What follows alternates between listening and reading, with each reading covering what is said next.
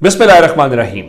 लाखों करोड़ों दुरूदो सलाम मोहम्मद मुस्तफ़ा सल्लल्लाहु अलैहि वसल्लम और आले मोहम्मद पर। मैं हूं उमर दराज गोंदल। यह हुकूमत एक मुश्किल से निकलती है और दूसरी मुश्किल के अंदर फंस जाती है। आज जो कुछ अदालत में हुआ, मैं उसके मुतालिक कुछ मजीद अपडेट्स आई हैं कि बंद अदालत के अंदर क्या कुछ हुआ है, जिसकी बुनियाद के ऊपर यह सारा कुछ हुआ। चीफ जस्टिस ने तहरीरी हुक्मनामे के अंदर उसको वाजे भी कर दिया है। लेकिन फिलहाल मैं आपको खबर कुछ और देना चाहता हूं कि चले अदालत वाले मामले के अंदर जो एक अहम नुक्ता चीफ जस्टिस साहब ने कल की समाअत के अंदर उठाया था, वो कि आज की समाअत के अंदर उसके ऊपर कोई बात नहीं हुई। लेकिन जाहिर है अगर चीफ जस्टिस नहीं उठाएंगे तो सदर पाकिस्तान जो फौज के सुप्रीम कमांडर हैं वो तो पीछे नहीं रहेंगे, वो तो बात करेंगे।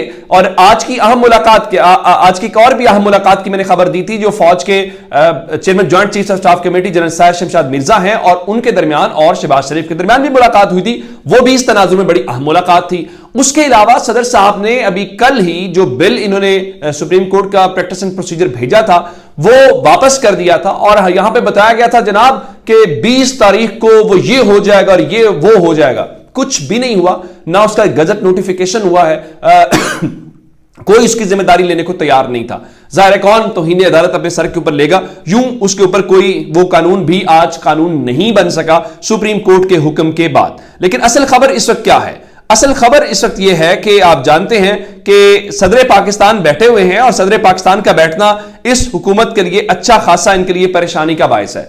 और सदर मुमलिकत डॉक्टर आरिफ अलवी से कांटेक्ट किया था पाकिस्तान तहरीक इंसाफ ने, और ये कांटेक्ट किया गया था जो फवाद चौधरी साहब हैं जो सीनियर नायब सदर हैं उनकी जानिब से। उनको ये कहा गया था कि आप जानते हैं कि पंजाब और खैबर पख्तूनख्वा के अंदर निगरान हुकूमतें हैं और आइन निगरान हुकूमतों का जो टेन्योर है वो 90 दिन से जायद का नहीं रखता, जिसका मतलब यह है कि अब ये हुकूमतें यहां पे गैर कानूनी हैं। अब इस हवाले से उनकी कानूनी हैसियत के ऊपर नुकता था और तहरीक इंसाफ ने सदर पाकिस्तान से मुतालबा किया था कि आप सुप्रीम कोर्ट से रुजू करें, आर्टिकल 186 को इस्तेमाल करें और वहां पे जो सुप्रीम कोर्ट का एडवाइजरी रोल है उससे आप ये पूछें कि क्या निगरान हुकूमत रह सकती है या नहीं रह सकती। लेकिन सदर पाकिस्तान ने चीफ जस्टिस को खत लिखने से पहले उस खत को आज वजीर आजम को भेज दिया है और दो सूबों में निगरान हुकूमतों के 90 दिन से जायद के ऊपर उन्होंने कानूनी हैसियत के ऊपर तशवीश का इजहार करते हुए जो खत फवाद हुसैन ने चौधरी फवाद ने लिखा था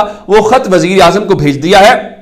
और सदर पाकिस्तान ने इस खत के अंदर वजीर आजम से मुल्क में आइन की बालादस्ती और जमहूरियत का इस्तेहकाम यकीनी बनाने के लिए साबिक विफाकी वजीर की जानिब से उठाए गए मसाइल पर गौर करने का कहा गया है।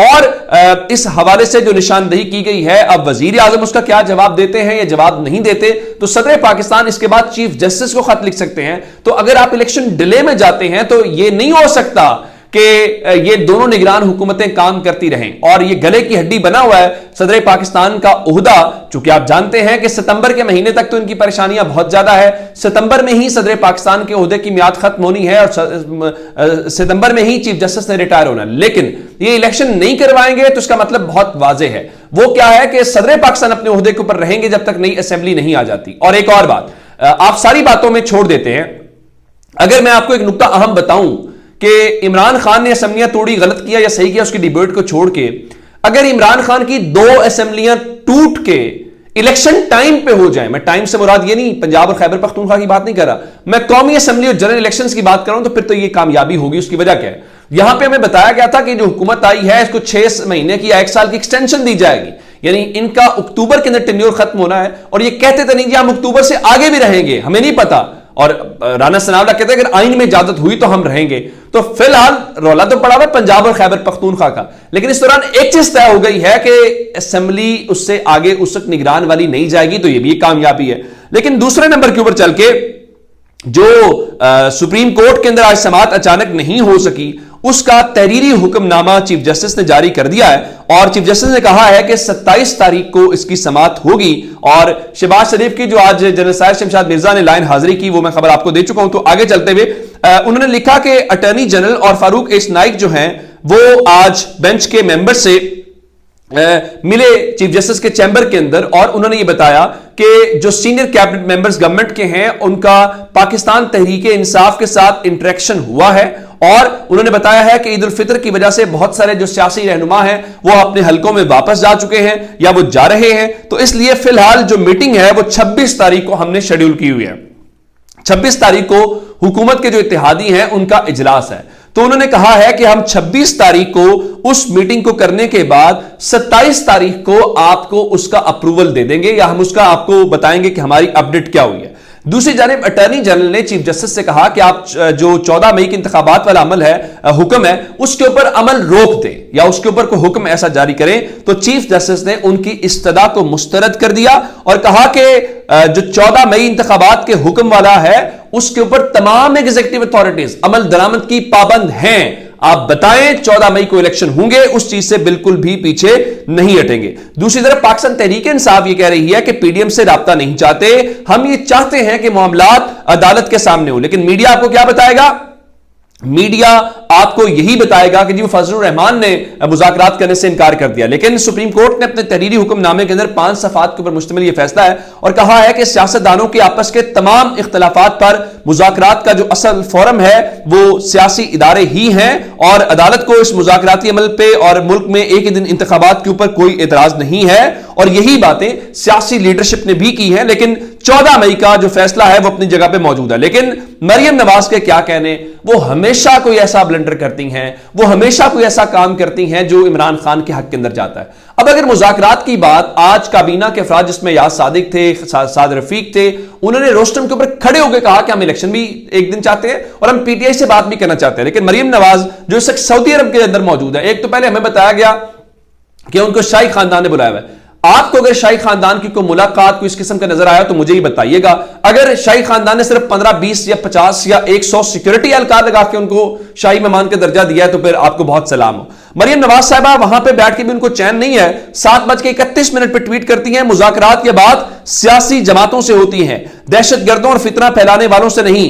ये बात याद रखें। अब फजलुर रहमान जो है, आप जानते हैं उन्होंने प्रेस कॉन्फ्रेंस की और आपको उस प्रेस कॉन्फ्रेंस से अंदाजा हो रहा होगा कि वो press conference Maryam Nawaz group की जानिब से हो रहे हैं। और मैंने आपको ये खबर दी थी कि शहबाज ग्रुप जो है वो मुज़ाकरात चाहता है, वो फामो तफहीम से आगे बढ़ना चाहता है। लेकिन जो नवाज शरीफ मरियम नवाज ग्रुप है वो शहबाज शरीफ की बुनियादी तौर पर कुर्बानी चाहते हैं कि अगर शहबाज शरीफ फारिग होंगे तो ही नवाज शरीफ कंट्रोल की बेटी मरियम नवाज कंट्रोल संभाल सकेंगी। इसीलिए वो रखने डाल रहे हैं, कभी फजलुर रहमान के जरिए, कभी किसी जरिए से। तो मरियम बीबी ने तो कर दिया है, लेकिन पाकिस्तान तहरीक इंसाफ को मौका मिल गया। तहरीक इंसाफ जब कह रही है कि हम इनके साथ बातचीत नहीं करना चाहते और हम चाहते हैं अदालत के सामने, तो जब आप 27 तारीख को अदालत के सामने बताएंगे और आप ये कहेंगे जी हम बात नहीं करना चाहते, तो सुप्रीम कोर्ट कहेगी ठीक है 14 मई को इलेक्शन करवाएं, इस तरह करवाएं, जो मर्जी करें। और फिर क्या कहने सिकंदर सुल्तान राजा के, जो जिस तरह से सिकंदर सुल्तान राजा नून लीग की मजबूरियों को समझते हैं, अगर सभी इस तरह से नून लीग की मजबूरियों को समझने लग जाएं तो इस मुल्क के अंदर इलेक्शन तो फौरी तौर पे हो जाए।